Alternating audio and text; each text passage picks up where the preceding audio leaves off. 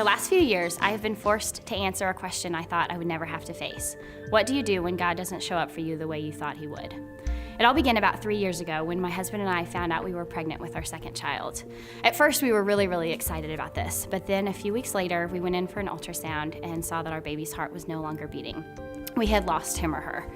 In the months following that first miscarriage, I made a promise to God that I would not let Satan win, that me and God, we would beat this.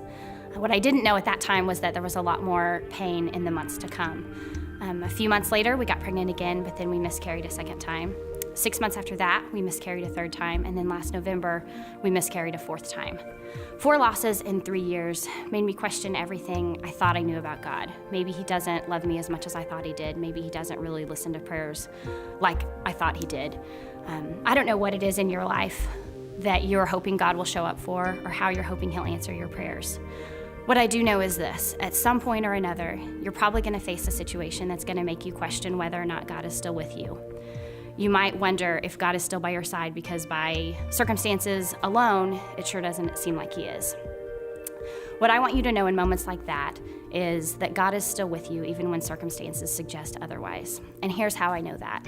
After our third miscarriage, when I was probably at my absolute lowest point, we got a phone call late one evening from someone wanting to know if we wanted to adopt a little baby.